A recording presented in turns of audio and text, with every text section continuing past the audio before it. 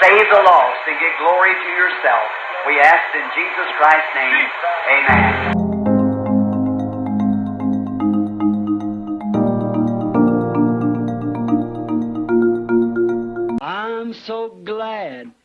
nongeye kugusuza ukurikisha Bwa TV muri kano kanya. Imana igumugisha. Guhaye ikaze none mu kiganiro Branham aravuga. Iki ni ikiganiro mugezweho muri umuhanuzi Imana yatwereje muri kino gisekuruza cya nyuma, ariwe William Marion Branham, atubwira mu kibwiriza yagiye abwiriza ndetse akanakora n'inyigisho zifasha imitima yacu ndetse n'ubugingo bwacu. Mu kiganiro Branham aravuga kandi mubasha kumva ibitangaza bigiye bitandukanye Imana yagiye ikora binyure mu murimo wa William Marion Branham. Muri Branham aravuga mubasha kongera kumenya ubuzima bw'umwihariko ku muhanuzi Imana yatwereje muri kino gisekuruza cya nyuma, ariwe William Marion Branham. Iki kiganiro mukigezwaho nanjye Nyiziga mu Madadirikari.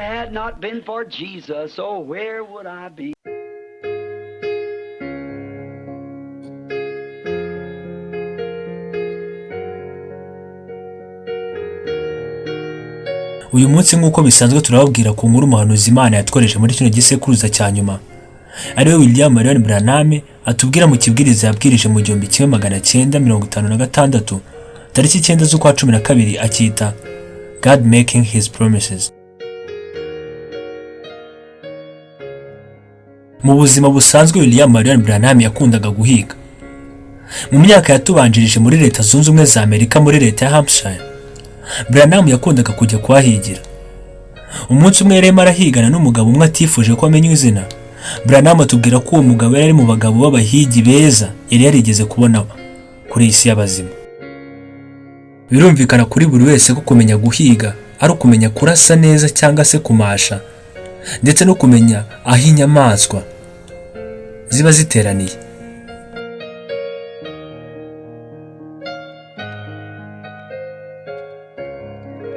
Uyu mugabo we yakundaga kwica imungono cyane, maze ibyo ngibyo bikababaza William Marion Branham cyane. Kandi niyicaga kamwe cyangwa se tubiri, ahubwo we yicaga nka 12, maze akatwica yarangiza akisekera. Kandi mu by'ukuri ntiyatwicaga kugira ngo abashe kuba yaturya, ahubwo agira ngo abashe kunezeza amaso ye, kuko mu by'ukuri twabaga ari duto cyane ku buryo umuntu adashobora kuba yaturya. We byaramushimishaga iyo yabonaga dupfa turimo turasamba dusimbagurika, ibyo bikabasha kumunezeza, akifuza guhora abona turimo turasamba dusimbagurika. Branham abwira uwo mugabo ati Aburahamu yihishe ikimasa maze akigaburira Elohime ariwe Mana, ati ibyo byose byari bikwiye. Ati nawe wakagombye kwica imungo nini ushobora kuba warya, ukareka kwica udutoya udashobora kuba warya. Mu by'ukuri umugabo ntiyifuzaga kuba yazirya, ahubwo yifuzaga kuzibona zisamba ziniruka zirimo zirapfa urw'agashinyaguro.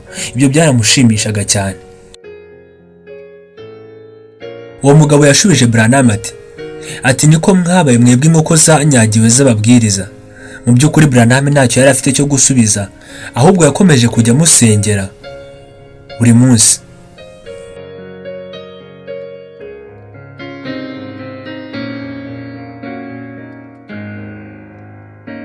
Umwaka ukurikiye uwo nguwo Branham yongeye kujya guhigana nawe, ubwo ni mu 1957.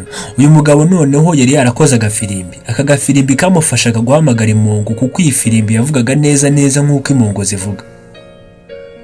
Umunsi umwe bari guhiga mu ishyamba we na Branham, ahantu hari hameze nko mu gihuru. Nuko wa mugabo avuza ya firimbi, mu gihe yivugije hirya gato yaho bari imongo y'ingore irahaguruka ifite amatwi manini ndetse n'amaso y'umweru.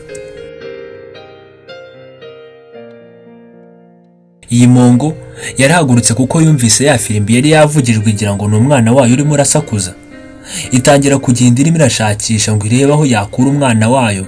Yakekaga ko ari we urimo urataka afite ikibazo.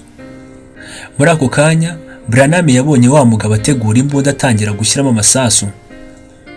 Branham mu mutima aribwira ati iriya mongo ntari buze kuyica kuko ari imbyeyi gifite abana bo kurera bagakura. Uyu mugabo we ntacyo byari bimubwiye, ahubwo yarahagurutse atangira gufata igipimo neza aho ari buze kwirasa mu buryo bworoshye.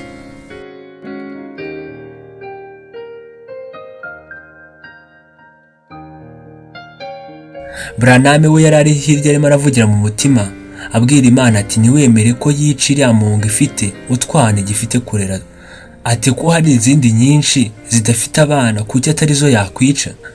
Mu by'ukuri ya mungu yo yari yataye umutwe irimo irashakisha umwana wayo. Branham yaje kwitegereza neza abona wa mugabo aho yari ari hakurya arimo aratitira ndetse n'imbunda yari afite mu ntoki iramucika yikubita hasi. Nuko yiruka asanga Branham. Abwira Branham ati nishe mu ngono nyinshi cyane zihagije atari ko sinzongera. Nuko Branham amuyobora kuri Yesu Kristo, yizera umwami Yesu Kristo nk'umwami n'umukiza we. Nyuma haciye igihe Branham yaje kumubaza icyamuteye kutica ya mu ngono. Uwo mugabo abwira Branham ati narebye ukuntu nyina yakomeje gushakisha umwana wayo, izi nsanga kandi bizi neza ko nshobora kuyica, ikomeza kwitanga ishaka akana kayo, igerageza amahirwe yose ishaka uburyo bwose yabasha kugatabara. Ati ibyo ngibyo rwose byaneye impuhwe nyinshi cyane bituma nayica ndetse nanitekerezaho byinshi cyane.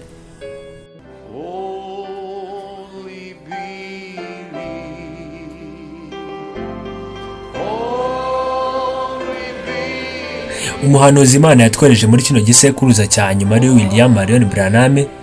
Nyuma y'iyi nkuru atubwiye yanzura agira ati dukeneye abakristo bameze gutyo bazagaragaza Yesu Kristo kandi bafite urukundo rw'Imana mu mitima yabo. Bene data bashiki banjye mukurikiye Shamgar TV, mureke mu byo dukora byose tugaragaza impuhwe ndetse n'urukundo rwa Kimana. Imana ibaho umugisha. Ni nahanga dusoreje kino kiganiro Branham aravuga cy'uyu munsi. Musaba nimba uri mushyashya kuri Shamgar nawe usiga ukoze subscribe ndetse kandi nkwibutsa ko ushobora kudukurikirana ku zindi mbuga nkoranyambaga na Facebook, Instagram, Twitter, hose wandikamo Shamgar TV. Imana ibaho umugisha. Shalom.